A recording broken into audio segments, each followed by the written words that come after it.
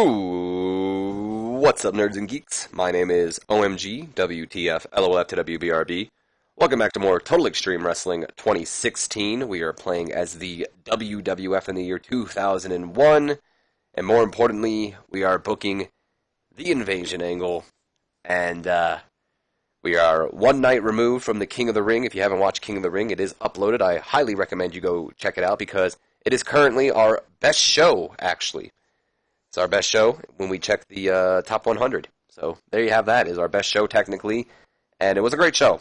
And we are going to be booking we are going to be booking up to our new pay-per-view, Unforgiven. So I'm excited about that as per usual. Got a lot of things planned, especially something that a lot of you have been asking for a while, but that won't be on tonight's show, and it won't be for a little while, but we'll get to it here soon. So don't worry about that. Either way, though, let's go right into Monday Night Raw. But before we can do that, we have a couple of locker room incidents. Dusty Rhodes, who honestly doesn't have to be here at Monday Night Raw, considering he's a WCW color commentator. Either way, though, he still showed up because he just loves professional wrestling.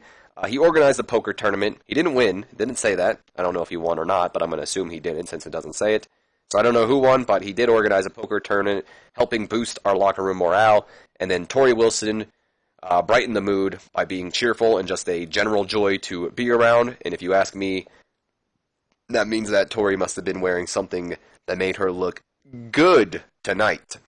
And a lot of the fans, a lot of the backstage, a lot of the boys, they're going, all right, look at Torrie tonight, woohoo, good stuff like that. And Torrie was just, not that I'm calling her an attention whore here, but she was just all into, the attention. She was like, oh, thanks, guys, blah, blah, blah, stuff like that. So that actually leads us into our pre-show match of the night. The main reason why I ended up doing this pre-show match, that gets a solid C, by the way, and had decent wrestling, but little heat. Billy Kidman defeats Chavo Guerrero Jr. in 6 minutes, 53 seconds with the Shooting Star Press after Torrie interfered. Like I said, the main reason I put this match on was so Torrie could help her boyfriend get a match as a reward for looking so good tonight that the rest of the locker room was just super into her. Kidman had a rating of a C, and Chavo Guerrero with the C-. No. We then open up the show with an A-star rating, hell yeah, after the King of the Ring highlight video plays, just pretty much going over what happened at King of the Ring. Monday Night Raw opens with Triple H's music playing, and the Game, he makes his way down to the ring alongside his wife Stephanie McMahon Helmsley. Once in the ring, he wastes no time. He grabs the mic and he says, Austin! Rhino! You screwed me last night. You cost me the WWF Championship. Everyone in this damn arena knows that I should be the champion right now, and I want my damn rematch. But, despite him wanting his rematch, he doesn't get Stone Cold. He doesn't even get Rhino. Instead, The Rock's music hits. If you smell what The Rock is cooking, and the People's Champion makes his way down towards the ring. He gets in the ring, poses for the crowd, going over every turnbuckle, raising his arm in the victory, and that's when he takes the mic and he says, finally, The Rock has come back to Colorado Pepsi Center. There you have it. And he says, Triple H, you think you're owed a title shot, but last night, clear as day, your shoulders were pinned to the mat. The Rock has been distracted as of late, too busy leading a war, while you and Stone Cold play whose ego is bigger. Well, The Rock has heard enough. Last night, your shoulders were pinned to the mat for the 1, the 2, and the 3. And as far as The Rock sees it, and that leads us to our notepad here, so we can go over to our promo. Go ahead and take all this jazz out. Your ass is in the back of the line. As for Stone Cold, the WWF needs a leader, and our current leader is too busy playing daddy to the son Deborah would never give him. That's why at Unforgiven, The Rock is coming for the WWF title. Now if you smell... But before he can even finish, that's when Chris Jericho's music hits. Break the walls down! And he makes his way down to the ring with a mic in hand, and he says, Dwayne, talk about egos. Your ego's bigger than Triple H's Mount Rushmore size nose. Now he is in the ring and he says, but don't you wear your eyebrow now, Dwayne. Your ego isn't the biggest thing in this ring. Stephanie! Are those two new pairs of Hooters I see? As you remember in our, and if you didn't watch the ending of King of the Ring, our, what is it called? The TotalExtremeWrestling.com, the webpage, made sure to tell us that Stephanie McMahon got a breast implant. So I had Jericho, my buddy Chris came up with this. We had to have him point out Stephanie's new boobs, pretty much. That's when Triple H says, "You shut your damn mouth, Jericho!" And then Jericho says, "Wow, Triple H, that's the smartest thing I've ever heard you say. I'm glad to see you finally evolved from being a Neanderthal. But I've got one better, Triple H. Would you please know your role and shut the hell up?" Tying in the two catchphrases there, Rock kind of takes notice and he even raises his eyebrow like, did this motherfucker just really say that? And then Jericho continues on saying, "I don't see why either of you two ass clowns think you deserve a title shot when it's clear as day that the only number one contender here is your truly, baby." And then all three men just begin to argue, going back and forth, yada, yada, yada. That's when the returning Commissioner Mick Foley's music hits, and he stands at the entryway while the crowd chants, "Welcome back" at him. And Foley says, "Now my jaw may still hurt a little, but not enough to keep me from saying, man, does it feel great to be back right here in the Colorado Pepsi Center." Now all three men in the ring have their arguments, and this honestly isn't a hard call to make. So if you three want Stone Cold Steve Austin, then you three will be in a triple threat match right here in Colorado Pepsi Center for the number one contendership. Have a nice day. And then his music hits, and that sets up our main event of the night, which will be a triple threat match for the number one contendership as The Rock battles Triple H and Chris Jericho to determine who will face Stone Cold Steve Austin at the pay-per-view. And this might spoil that a little bit. Either way, Triple H and Stephanie have great chemistry, as we already know.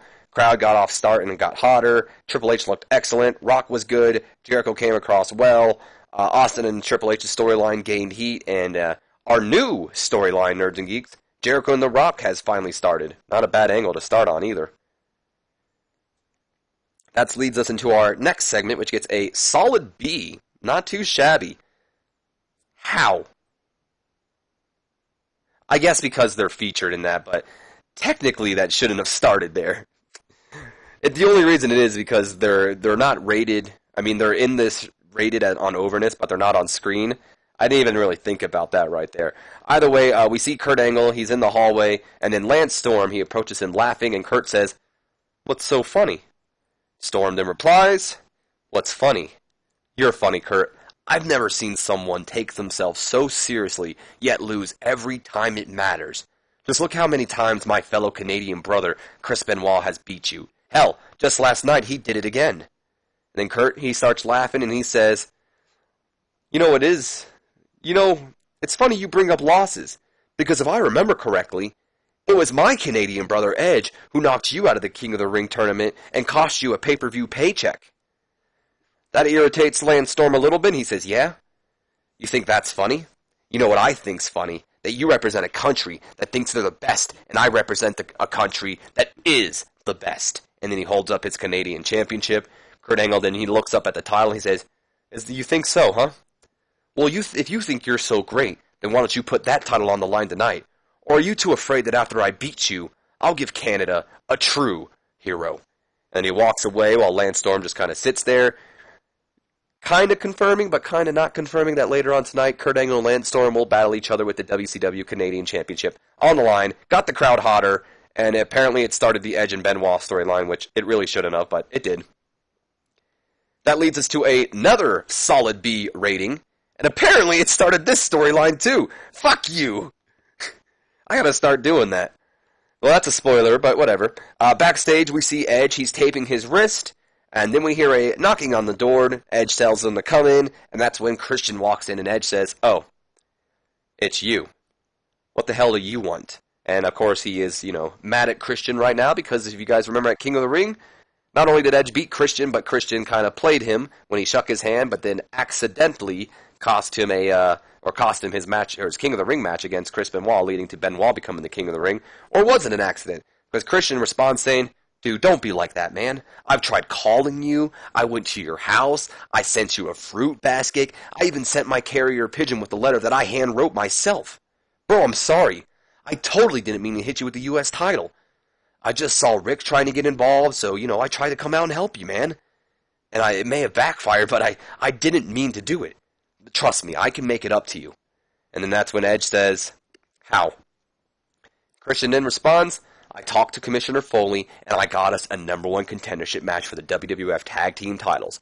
All we've got to do is beat Regal's Merry Men, and then we got Test and Albert. What do you say, man? Edge sits there and he thinks for a couple seconds, and he says, what do I say? I say we got a match coming up. And then that leads us into our commercial break, presumably to our #1 contenders match between Edge and Christian and Power Plant. And Christian apologizing. It seems like things may be a little better between the two brothers. That leads us to our title, or not our title match, our #1 contendership match. It gets a solid B rating, hell yes, and a decent match. Power Plant does go on to defeat Edge and Christian in 9 minutes, 38 seconds, when Mark Jindrak defeats Edge with the Mark of Perfection following botched interference by Christian. So I'd imagine Christian once again. How would I play this off? Christian messes up somehow. I really don't know how I would play it off, where he accidentally hits Edge, and then Edge gets hit with the Mark of Perfection. I'd imagine it more being like maybe Regal getting up on the apron, and Christian goes and pushes Edge out of the way, and goes after Regal, and that pushes Edge right into the Mark of Perfection, which hits him, and Christian's too distracted with Regal. Stasiak takes him out, and then the 1, 2, 3, something like that, pretty much, leading to Power Plant becoming the new #1 contenders, and technically, officially confirming our first match for Unforgiven, as we now know, what the hell is this? We now know that Test and Albert will defend their WWF Tag Team Championships against Power Plant, Mark Jindrak, and Shawn Stasiak. So let's go ahead and put that match in. WWF Tag Team Oops. What the hell is that H being capitalized for? Championship match. TNA representing the WWF and the current champions battling WCW's Power Plant. First official match confirmed. We got a lot of road agent reports here. Jindrak getting better at his gimmick. Edge and Christian, of course, have excellent chemistry. Announcing quality lifted. Great performance. The great performance of Edge stood out. Edge finally looking good. Christian came out of the match looking good, too. Edge with that A performance, hell yeah. Christian with the B+, Jindrak with a C, and Stasiak with the weakest performance of a C-. Edge and Benoit's storyline gained heat as well, mostly because Christian's technically a part of this storyline. No worker improvements. That leads us to our next segment, which gets a B-. After the match, Tess and Albert, they come out along with Trish Stratus. They stand at the entryway getting a good look at their challengers, just kind of maybe like rubbing their hands. That's when Regal comes in and takes the mic and he says, "Get a good look, Sunshine, because you three are looking at the two men who will beat you two and take those WWF Tag Team Championships. Mark Jindrak, Shawn Stasiak, WCW's Power Plant." And just a short and sweet little promo by Regal, and then that just has the little stare down between everybody here. And advance the TNA Power Plant storyline. So there you go. We then go to an A rating. Hell yes, A rating. Back from our commercial break, The Undertaker's music hits, and he rides down on his bike down to the ring. He then gets in the ring, and he takes the mic, and he says, "So last night at the King of the Ring, the dead man lost. However, the Giant didn't walk away without any bruises. You see, Paul, this feud you got going on with The Undertaker isn't over because the dead man still owes you a beatdown for his baby brother. The Giant Paul White, I'll let you know the time and the place because you and I got a date in hell. Have you ever danced with the devil in the pale moonlight? Because at Unforgiven, you will." And then he drops the mic, and that's when the Steiner Brothers music hits, and out comes Scott and Rick, and Scott has a mic in his hand, and he says, "Dead man, after watching the Giant destroy you last night, I realize that you're all talk and no action. You don't back up a damn word you say, and if you had the balls to ever step in the ring with the big booty daddy, I would break you in a matter of minutes." Taker then picks the mic back up and he says, "Is that what you think? Well, Scott the dead man ain't ever backed down from a fight in his life. So if you want to do this, Scott, then step in my yard and let's do this." Then Scott says, "You want to fight me? You want to fight me? Well, too bad. You can face my brother instead. Go get him, Rick." And then he smacks him on the chest, and then Rick Steiner gets in the ring, and we have our impromptu matchup between The Undertaker and Rick Steiner. So Undertaker, of course, continuing his feud with the Giant, telling him it's not over just quite yet. He did a masterful job improvising with the crowd. Both superstars were unscripted in this match because Scott Steiner prefers to go unscripted, which doesn't surprise me. So Taker did a masterful job improvising interactions with the crowd. Scott Steiner worked well, using the freedom to his advantage. Lifted announcing quality, whatever. Taker was fantastic. Unfortunately, Rick Steiner did perform poorly, but it gained heat for the Giant in Undertaker's storyline. Leads us into our match, which gets a B- rating, and about that had good wrestling and a decent reaction from the crowd. The Undertaker defeats Rick Steiner with the last ride in 10 minutes, 5 seconds. This was our Wild Brawl match of the night. It did suffer because there wasn't enough selling shown, unfortunately, but Taker had an A rating and Rick Steiner with the C+ rating. That leads us to our next segment, which gets an A rating. Hell yes! After the match, Scott Steiner, he jumps Taker from behind, and then Rick Steiner gets up and he soon joins. Of course, maybe no selling the last ride, but either way, they're beating down, the Steiner brothers are beating down on the Undertaker. That's when the former WCW Tag Team Champions, Matt and Jeff Hardy, race down to the ring. They both climb up the turnbuckles and hit dueling drop kicks onto the Steiners, sending both men outside of the ring. And then the Steiners the Hardys bounce off the ropes, gaining some momentum before doing mirroring suicide dives onto both the Steiners, sending them down and then backpedaling back to, up the entryway while Matt and Jeff go and help the Undertaker up and then raise his arm in victory, posing with the dead man. So Undertaker was good, Rick Steiner did underperform, but it did gain Hardy Boyz and Steiners heat, so that's excellent. We're about to lose that heat, though, so let's not get too excited about this. Actually, no. Surprisingly, we didn't. We then go to a B-, and pretty much it's just saying, during the commercial break, we caught up with the Hardy Boyz during our commercial break, and this is what they had to say. And Matt says, "Steiners, you may have gotten the better of us last night on King of the Ring, but me and my brother are cashing in our rematch clause immediately, and we challenge you two to put those titles on the line this week on Nitro." And that kind of confirms, but kind of doesn't confirm. But we're going to go ahead and confirm it right now that this week on Okay, this is a nightmare. WCW Nitro. There we go. That we will see a tag team title rematch between the Steiners and the Hardy Boyz. So there we have it. It's Rick Steiner, Scott Steiner, Jeff, Matt Hardy. This week on Nitro, WCW Tag Team Championships.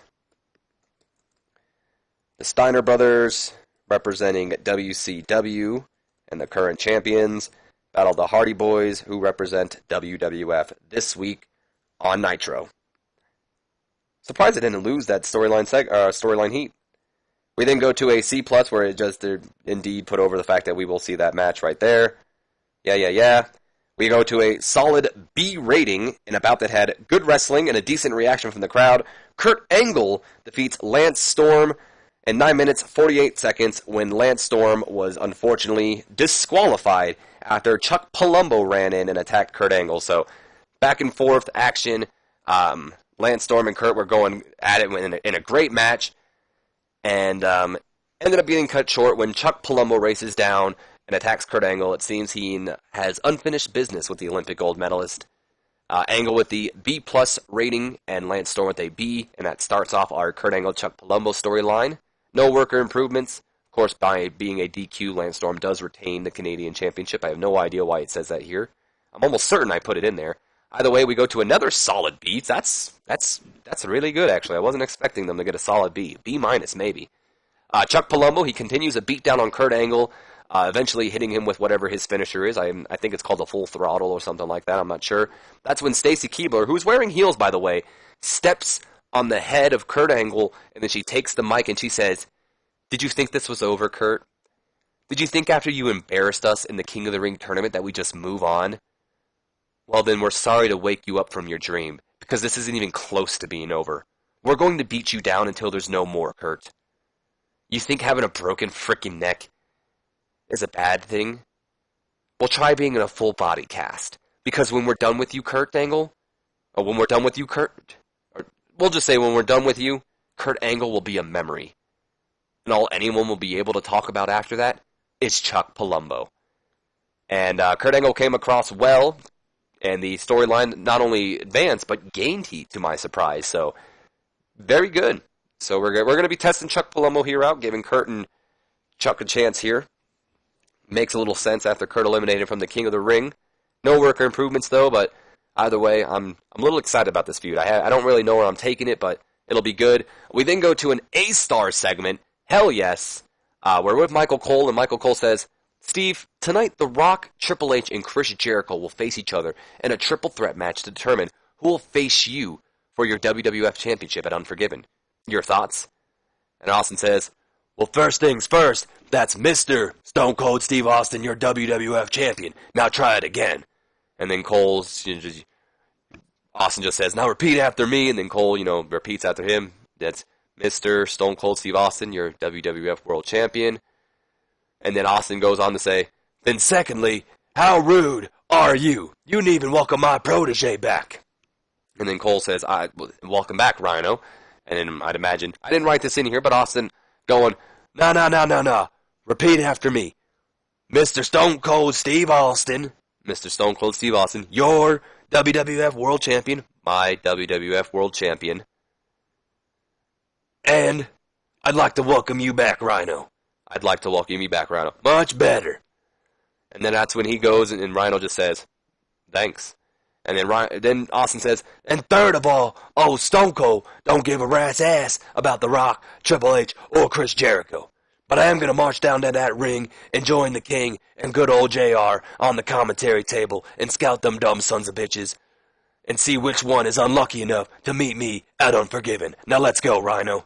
And that sets up our upcoming matchup, Nerds and Geeks. Austin was a real star in this segment, and Jerry Lawler and JR were unfortunately a little weak. Michael Cole is improving in acting, though, so there you have that. That leads us into our match, which gets an A rating. Maybe it's an A-star. I always thought I read that any match under 20 minutes couldn't get an A rating, but I guess it's an A-star rating. Either way, an A rating in an exceptional match. The Rock defeating Triple H and Chris Jericho in 15 minutes, 56 seconds, when The Rock defeats Triple H with the pinfall, with the rock bottom. We also had Austin distract Triple H, so I'd imagine Triple H hitting the pedigree on Jericho, but before he goes to pin him, he goes over looks over at Austin saying, this is going to be you, come Unforgiven, blah, blah, blah, whatever, and then he turns around, rock bottom from The Rock, 1, 2, 3, and The Rock is the new number one contender, confirming that at Unforgiven, we will see a rematch from WrestleMania 17 as The Rock will challenge Stone Cold Steve Austin for the WWF Championship. WWF Championship, The Rock, why did I put a space in between this? The Rock versus the champion, Stone Cold Steve Austin. And, of course, Triple H and Stephanie with the chemistry. Rock with that A-star rating. Triple H and Jericho both with A's, gaining heat to both our storylines. No worker improvements. We end off the show with another A rating. After the match, Rock is celebrating with the crowd. That's when Austin slides in, and he tries to hit The Rock with a Stone Cold Stunner, but Rock pushes Austin off of him, turns around, doesn't see Rhino waiting in the corner, who runs right at him, takes the Rock out with a gore, and of course Triple H and Jericho are already down. They're already laid out. Rock is now down holding his gut. Stone Cold Steve Austin and Rhino end off the show, drinking beers and celebrating to end off Monday Night Raw as they stand tall over The Rock, Triple H, and Chris Jericho. So of course again, Stephanie and the chemistry. Jerry Lawler was pretty weak, which is unfortunate. Rock came across well. Austin was a real star. Triple H was a real star. Jericho came out looking excellent. And Jericho's foreshadowing a heel turn, by the way.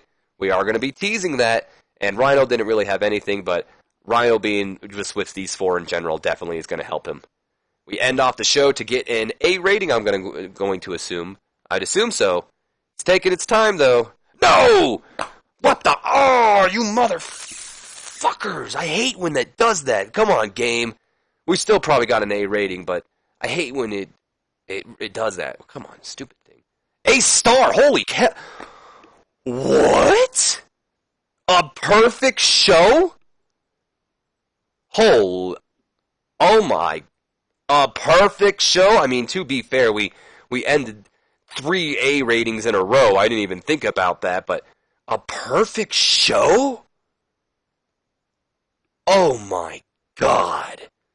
It was apparently an absolute success. How many people... See, that sucks, because since it ended up freezing on me for a couple of seconds, I didn't get to see our increase in popularity, but I'm assuming we increased everywhere. That's amazing. A perfect show? Oh my god. That is the first time I've ever got an A-star rating on any show.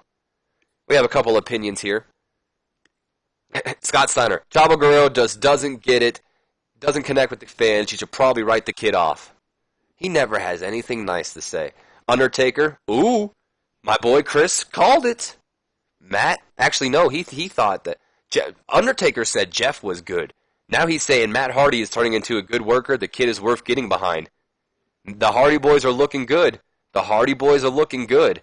Oh my god, look at Kurt Angle. Mark Jindrak is a star in the making. The kid can make us some serious money. I agree. This is getting good, Nerds and Geeks. Hold on. We got to look at this. Top 100. Oh my god. A perfect rating. I knew this Raw was going to be good. I didn't think it was going to be that good. Thank you. Just thank you. Let's look at our storylines before we end this off. Chris Jericho and The Rock have that A-star rating. Edge and Benoit with the B rating. Kurt Angle, Palumbo, B rating. TNA and Power Plant at the C+. Giant and Taker got that B+. Steiners and Hardy. Austin and... Everything's good. Everything is awesome. This is great. I'm stoked after that show. I hope you guys have enjoyed. If you have, do me a favor. Leave me a comment, like, and subscribe if you have not already. As always, my name has been OMG, WTF, LOL, FTWBRB. I will see you, Nerds and Geeks, for WCW Nitro on Thursday. But until then, hope you guys have a wonderful day, and I will see you guys later.